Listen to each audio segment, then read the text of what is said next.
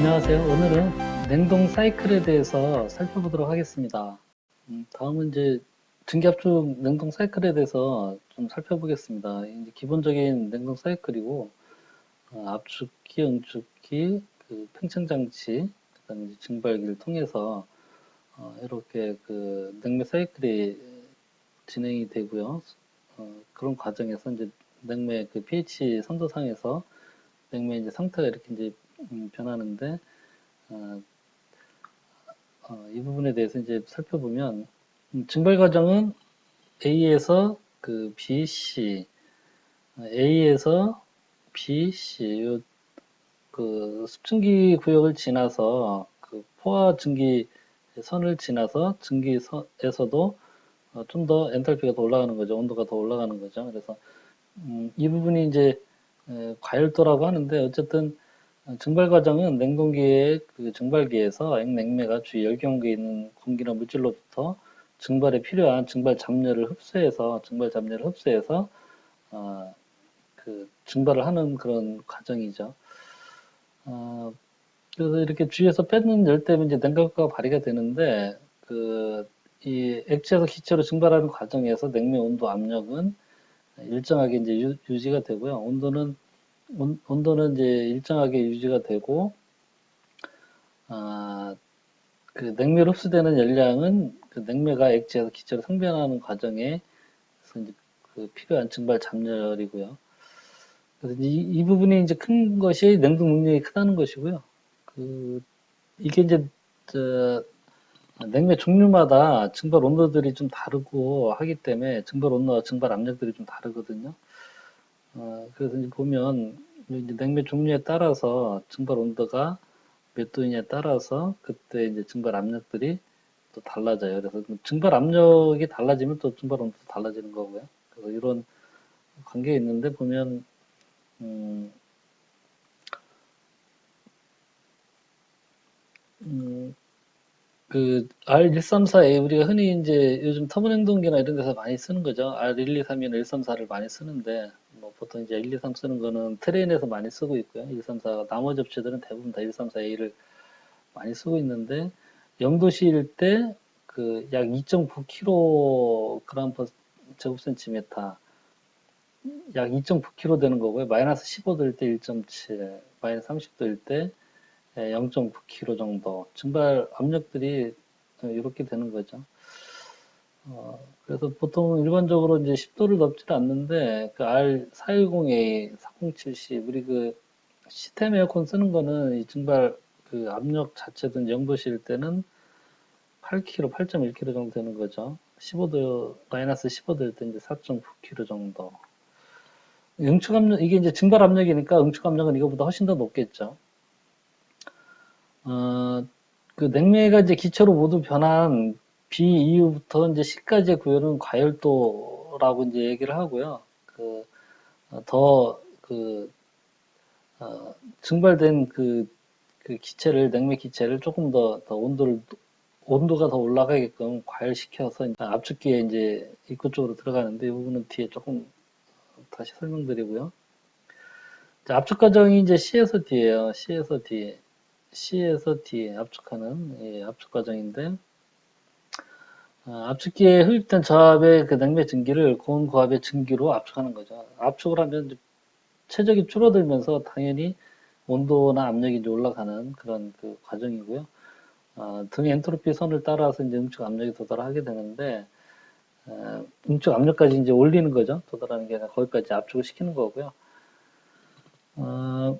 냉매가스를 압축을 하는 이유는 일반적인 상온의 물이나 공기에 의한 냉각으로도 냉매가 쉽게 응축될 수 있게 하기 위해서 냉매 온도를 일단 높여줘야 되는 거예요. 그러니까 압력을 높임으로써 온도도 같이 올라가기 때문에 온도를 일단 높게 해놓고 그래야 그 온도가 충분히 우리 상온보다는 높아야만 상온의 물이라든지 공기에 의해서도 이제 고온의 냉매액을 좀 식힐 수 있도록 하기 위해서 온도를 높여주기 위해서 이제 압축을 한다 그렇게 이해를 하시면 돼요. 그래서 응축기 내를 흐르는 이제 냉매 가스 온도가 보통 뭐 60도에서 한 80도 정도까지 이제 올라가는데 그 정도라면 상온의 우리 보통 이제 냉각탑에서 오는 냉각수 정상적인 일반적인 상태에서 32도죠. 뭐 32도가 아니더라도 그 30도 언저리에 그런 물이나 또 공기, 여름에도 온도가 많이 올라갈 때 뭐 35도 이렇게까지도 올라가지만 우리나라에서 보통 한 25도에서 30도, 뭐 35도 이내 그 정도, 대체적으로 30도 정도의 물이나 공기로도 쉽게 응축을 시킬 수가 있다는 얘기죠. 고압의 그 냉매액을 식혀서 약 60도, 80도 뭐 이 정도 되는 그 응축기에 흐르는 냉매를 식혀서 이제 응축을 시키는 거죠. 시킬 수 있다라는 거죠. 만약에 이거보다 상온보다 낮다고 하면 냉매 그 가스의 온도가 낮다고 하면 응축시키기가 상당히 좀 어렵죠. 여름에는 정상적으로 응축이 안 되니까 냉동 시스템이 안 돌아가겠죠. 압축기에서 이제 냉매 증기를 압축시키는 방식에 따라서 뭐 피스톤을 사용하냐, 기어를 사용하냐, 임펠러를 사용하냐 여러 가지 이제 그 압축하는 그 압축 장치의 상태 그 방식에 따라서 스크류 압축기를 쓰면 스크류 냉동기, 스크류 타입의 압축기를 쓰면 스크류 냉동기, 암복동식, 터보식 냉동기 이렇게 이제 명칭을 구별을 해주는 거, 그 장비의 종류가 이제 압축기에서 결정이 되는 거죠. 응축기나 증발기는 뭐 이 압축기가 다르더라도 어쨌든 냉매나 공기, 그 냉매가 공기나 물과 열교환하는 그런 방식들은 나머지 것들은 별반 큰 차이가 없는 거죠. 그 압축기만 이 냉동기에서 이제 냉동기 형식을 결정짓는 그 결정적인 그런 그 구분점이 된다는 거고요. 압축기에서는 이제 어쨌든 냉매가 기밀을 유지를 해서 압력을 고압으로 이렇게 올려주기 위해서는 어쨌든 그 기밀을 유지하기 위한 뭔가의 그 기밀자가 있어야 되죠. 그게 윤활유를 사용을 좀 많이를 하고 있는데 그래서 냉매 압축기에서 냉매가 토출될 때 이 냉매 가스 중에 윤활유가 포함되어 있을 수가 있어요. 일반적으로 많이 포함되죠. 그래서 유분리기를 설치를 해서 냉매 중에 윤활유를 분리를 해서 그다음에 응축기로 넘어가게끔 그렇게 하는 거죠. 응축 과정은 그 pH 선도상에서 이제 DFG로 이제 변하는 과정인데 그 냉매 그 고온 고압의 그 냉매 가스가 응축기에 들어오면서 주위에 그 응축기 주변을 흐르는 그 물이라든지 냉각수죠. 냉각수나 공기에 의해서 냉각이 돼서 기체 상태에서 액체 상태로 냉매가 이제 변하게 되는 과정이고요. 아, 그 이제 그래프상에서 좀 보면 요 앞에 이제 그 D, E, F, G로 이렇게 변하는 과정이고요. 그 고온 고압의 그 토출된 가스를 응축기에서 그 주위에 냉각수나 그 공기로 식혀주게 되면 이 증기가 액체로 이제 바뀌면서 응축이 되면서 응축 잡열을 주위에 이제 그 배출하게 되는 거죠. 주위에 냉각수나 공기로에게 응축 잡열을 빼앗김으로 인해서 강제로 증기에서 액체로 응축이 되는 거죠. 식어지는 거죠. 강제로 식어지는 그런 과정을 거치게 되고 여기서 100% 이제 그 액체로 요 포화 액선이니까 여기까지 이제 100% 액으로 된 거죠. 그 100% 액이 그 된 이후에도 일부 조금 더 그 관행을 시켜주게 돼요. 관행을 시켜주 여기 이제 오타가 났는데 뭐 이제 여기가 이제 고온 고압의 액이다 보니까 이 관행을 조금 더 시킨 부분이라서 뭐 주물이라 했지만 이 온도가 이제 많이 뭐 10도, 20도 이렇게 관행시키는 건 아니고요. 몇 도 정도를 이제 조금 더 그 관행을 시켜주는데 이게 이제 그 터보 냉동기나 스크류 냉동기 같은 경우는 이 전체적인 장치가 이제 한 세트가 돼 있어서 조금 그런 현상이 덜하지만 예를 들어 시스템 에어컨 같은 경우에는 이 응축기가 이제 실외기죠. 실외기에서부터 팽창 밸브나 증발기가 있는 부분이 이제 보통 실내기고 실외기에서부터 실내기까지 가는 그 배관의 길이가 상당히 길어요. 몇십 미터에서부터 뭐 100m 이상이 될 수도 있고 그러면 그 배관에서 마찰 손실이 발생되겠죠. 마찰 손실에 의해서 압력 손실이 발생되는 거죠. 마찰 손실이. 압력 손실이 발생되면 압력이 떨어지면서 일부 이 액이 그 냉매 액이 가스로 이렇게 증발을 해버릴 수가 있어요. 압이 떨어진 것 자체가 이제 증발이 되니까 이렇게 증발이 되는 거죠. 압이 떨어지면서 그래서 일부 이제 그런 그 증기로 발생되는 게 이제 프레시 가스라 하는데 이런 프레시 가스가 배관 내에서 발생이 되면 당연히 이런 배관에서 이제 기체 양이 많아지면 그 냉매액이 흐를 수 있는 공간이 관의 단면이 작아지겠죠. 그리고 이 팽창 밸브나 이런 데서도 당연히 이제 프레시가스 때문에 이 시스템을 순환하는 냉매 양이 증발기로 순환되는 냉매 양이 줄어들겠죠. 그렇게 되면 냉매 양이 줄어들게 되면 이 이 증발기에서의 그 냉동 그 효과가 냉동 열량이 떨어지겠죠. 냉매량이 줄어드니까. 일단 뭐 그런 문제가 있어서 관행을 좀 시키는 부분이 있고요. 그다음에 이제 100% 여기까지 포화 액선까지 이제 온 상태에서 팽창 밸브를 지나게 되면 이렇게 떨어지겠죠. 이렇게 떨어져서 이 부분에서부터 이렇게 증발을 하게 되면 요만큼의 요 F에서 떨어진 요 부분서부터 여기까지가 이제 냉동 효과가 되는데 이거를 관행을 조금 더 시킴으로 인해서 이 A 부분에서부터 이제 증발을 시작하다 보니까 여기서부터 요만큼의 그 냉동 효과가 증가가 되는 이제 그런 그 효과가 있죠. 그래서 냉동 효과를 최대한 더 높이기 위해서 그렇게 이제 관행각을 좀 시키는 그런 측면도 있고요. 또 하나는 팽창 밸브에 이제 그런 프레시가스 같은 것들이 이제 발생하게 되면 팽창 밸브를 통과해서 증발기로 들어가는 냉매 양이 좀 부족해지면서 증발 압력이 좀 떨어지게 돼요. 증발 압력이 이 주위에 이제 흐르는 공기라든지 그 물의 양은 설계되어 있는 이 장치마다 설계되어 있는 양이 있기 때문에 일정하겠죠. 그렇게 하다 보니까 증발기에서 이렇게 증발 압력이 더 떨어지면서 나중에 이 증발 압력이 떨어지면 어떻게 되겠어요? 증발 압력이 떨어진 상태에서 다시 응축 압력까지 올리기 위해서 이 압축기에서 해야 되는 일의 양이 늘어나게 돼요. 그래서 어쨌든 이 장치 안에서 이제 프레시가스가 발생된다든지 하는 문제가 이런 냉매의 양이 바뀐다든지 압축률이 늘어난다든지 하는 이제 그런 문제들이 좀 생기기 때문에 약간의 이제 관행각을 하게 되고요. 뭐 이런 배관의 길이나 저런 사정에 따라서 관행각 하는 것들의 이제 차이가 조금 그 몇 도 정도를 관행각 할 건지 이런 부분들이 이제 결정이 되겠죠. 그리고 이제 응축 과정에서도 이제 응축기 증발 과정과 마찬가지로 냉매의 증기와 액이 혼합되어 있는 상태인데 이때도 이제 마찬가지로 응축 압력하고 온도 사이에 일정한 관계가 있어요. 그래서 압력이 결정되면 온도가 결정되고 역으로 온도가 결정되면 그때 압력도 이제 알 수 있는 그런데 보면 응축 압력이 R134A 같은 경우 우리 터보 냉동기 이런 경우에 보면 응축되는 온도가 응축기에서 응축되는 온도가 30도, 냉매가 응축되는 온도가 30도, 35도, 40도 이렇게 이제 될 때 7.8kg에서 10.4kg 정도까지 이렇게 올라가고요. 시스템 에어컨 많이 쓰는 410A의 경우에는 이제 보면 그 밖에 외기 온도가 35도, 40도 뭐 이렇게 되면 24kg까지도 이제 올라갈 수 있는 거예요. 그래서 시스템 에어컨은 보통 그 앞 시험을 할 때, 기밀 시험을 할 때, 보통 한 30kg 이상들은 보통 걸고 있죠. 업체들이 뭐 그렇게 걸고는 있는데 너무 낮은 압력으로 걸면 안 되겠죠. 지금 실제 이제 일상적으로도 24kg 뭐 이 정도까지 올라갈 수 있는 상황이 되기 때문에 팽창 과정이 있는데 팽창 과정은 그래프상에서 이제 G에서 A예요.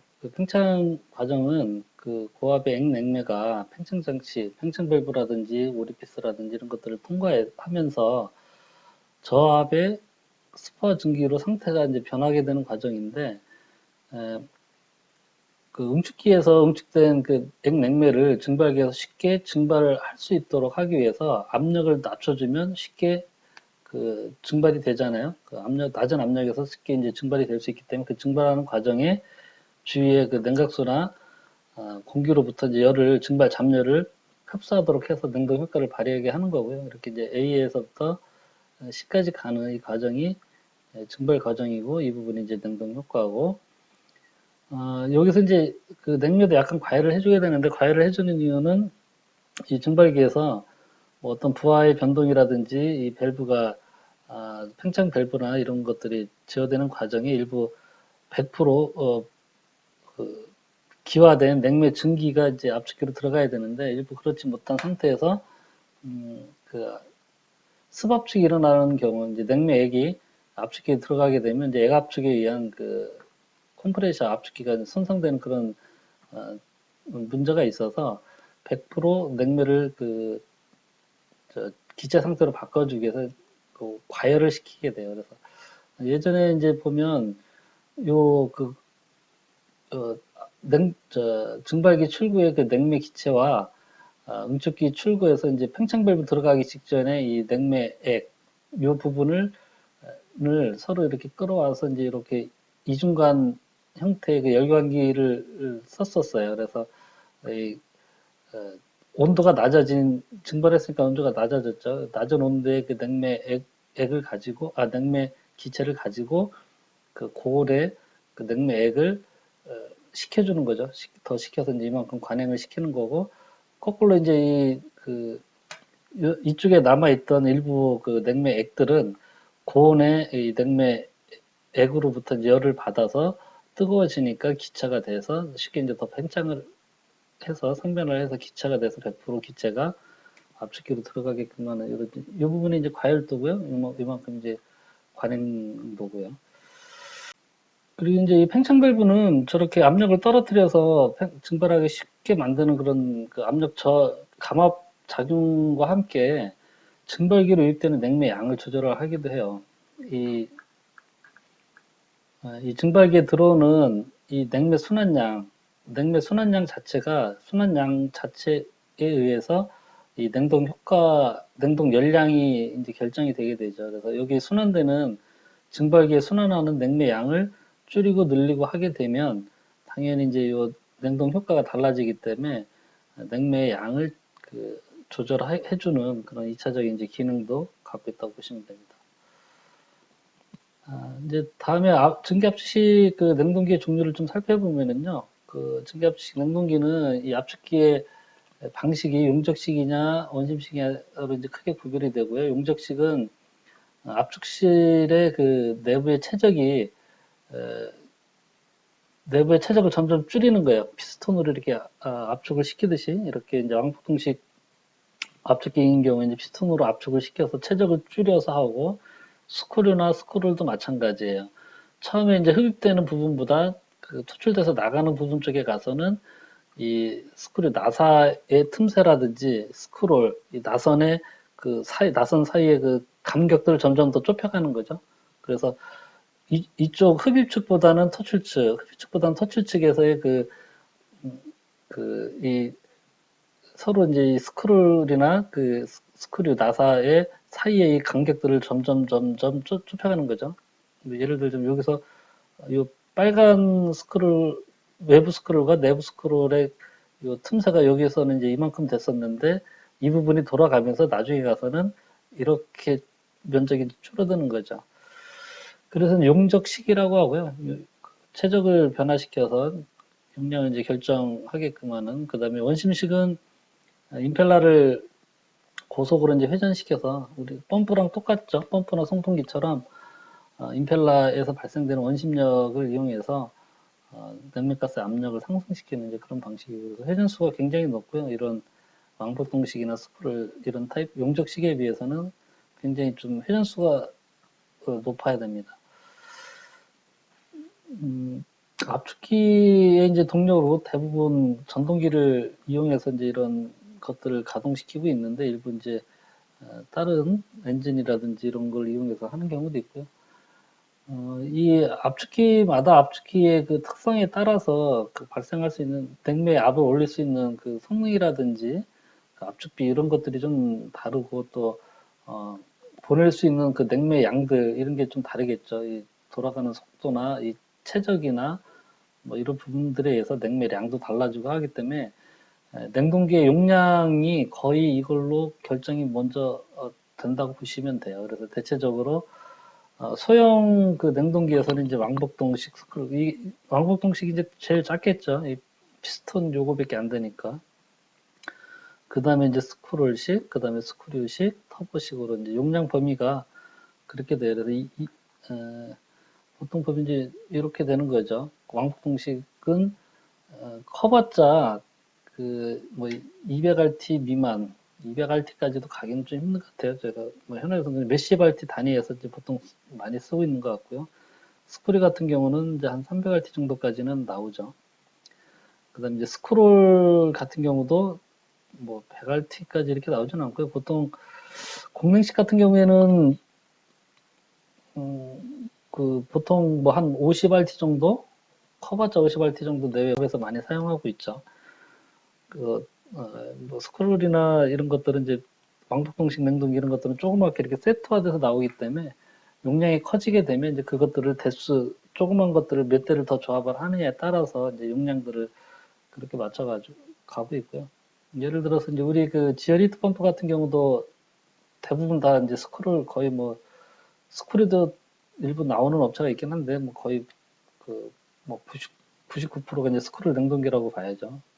보통 보면 25RT짜리 그 압축기를 여러 대 이렇게 해서 50RT, 100RT, 뭐 150RT 이렇게 만들죠. 그래서 150RT 같은 경우는 이제 25RT짜리가 6개 정도 들어가면 150RT짜리 히트펌프가 이제 되는 그런 형태고요. 그렇게 이제 많이 조합을 하고 있고 용량에 이제 한계가 있고 원심식 터보 냉동기 원심식 이제 터보 냉동기죠. 터보 냉동기는 뭐 1000RT, 2000RT까지 임펠러 사이즈하고 회전수 이런 걸 이용해서 키우면 2000RT 정도까지도 이제 가능한 걸로. 우리가 건물에 쓰는 대부분의 큰 것들이 이제 터보 냉동기가 그래서 용량이 크기 때문에 그렇게 되는 거죠. 왕복통식 냉동기는 안에 이런 단면 이제 이거 어디 전시회에서 찍었던 사진 같은데 단면이 이렇게 생겼어요. 안에 이제 피스톤 이거 그 압축기가 세 개죠.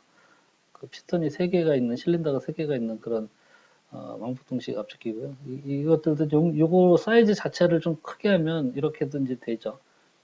그래서 이렇게 큰 사이즈에 지금 요거는 이제 왕포동식 압축기 두 개가 좀 들어가 있는 거고요. 이쪽에 이제 모터하고 피스톤이고 클랭크 축 같은 게 있는 거고요. 안에 이제 냉매 저 윤활유가 이제 들어있겠죠. 요 중간 부분의 기밀을 유지하기 위해서.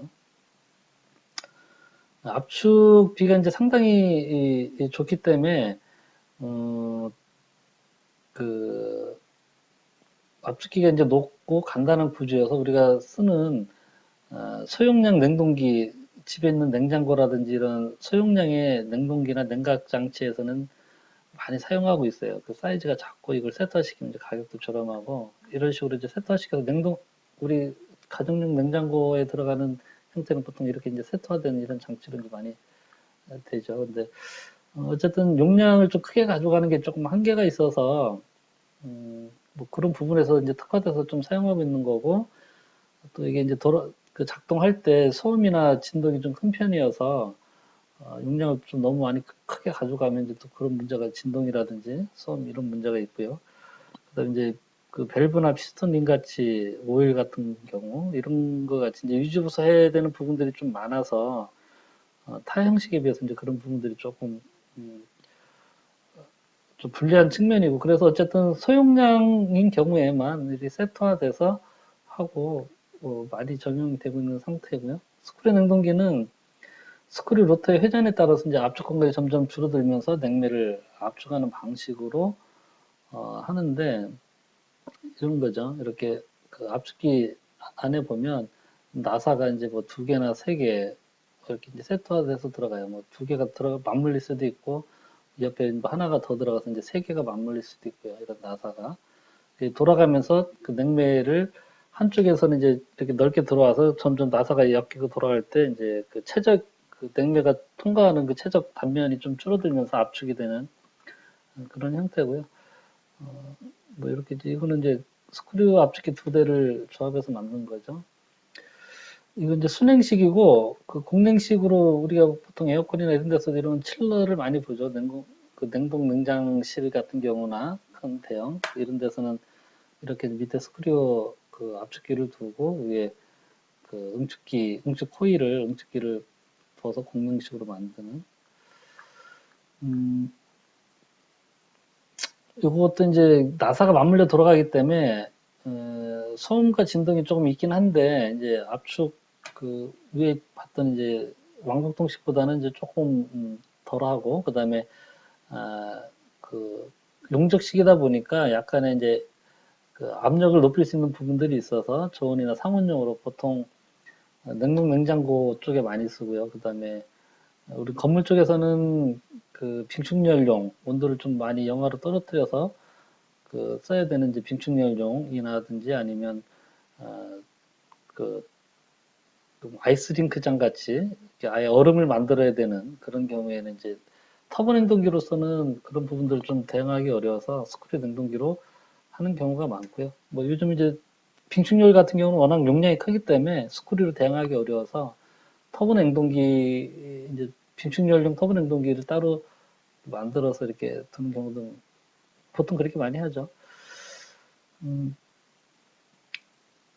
이것도 이제 회전식이니까 냉매의 그 맥동 형상이나 이런 부분들이 조금 적고, 그 다음에 용량 제어가 이제 그 나사 돌아가는 범위 회전수를 제어를 하면 되니까 용량 제어가 좀 용이하고, 이게 이제 회전 속도라든지 그 원심식이 아니다 보니까 서징이라든지 뭐 초킹 이런 현상도 좀 적고, 아, 그래서 어쨌든 간에 이제, 그 뭐 한 300RT 미만의 그런 그 중소형 그 냉동기로는 이제 많이 사용을 예전에 이제 해왔는데, 아, 요즘은 이제 그 특이한 이렇게 꼭 필요한 저온이라든지 뭐 냉동고라든지 뭐 이런 특이한 조건들이 아니면, 아, 뭐한 300RT 급에서도 그 터보 냉동기를 좀 많이 사용하는 편인 것 같아요. 일단은 터보 냉동기가 효율이 제일 좋다 보니까 터보 냉동기에 비해서 이제 스크류 냉동기 효율이 좀 떨어지거든요. 그래서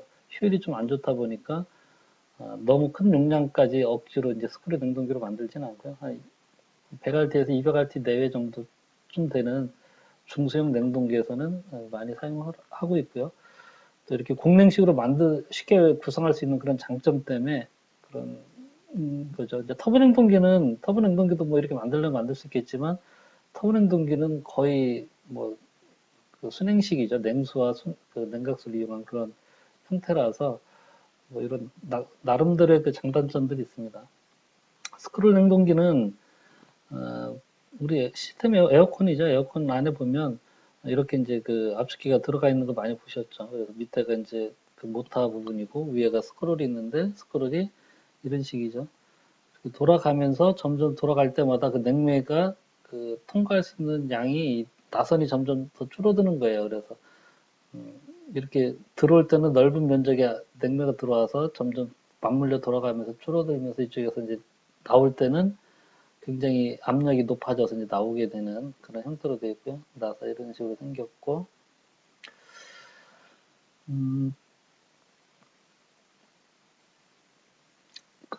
주로 에어컨이라든지 소형 그 냉동 냉장 장치들 이런 데서 이제 많이 쓰고 있고요.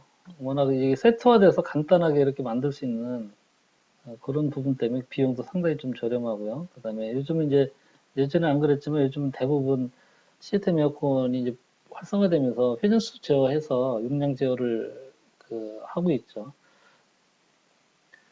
어, 그리고 이제 뭐 하여간 뭐 소음과 진동도 비교적 적은 편이고요.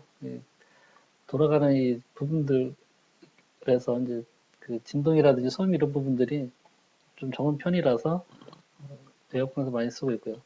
원심식 터보 냉동기는 그 증발기 응축기 이제 바디에 큰 그 증발기 응축기 그 열교환기가 있고 위에 이제 전동기에 압축기 요 세트화된 요 부분이 이제 압축기죠.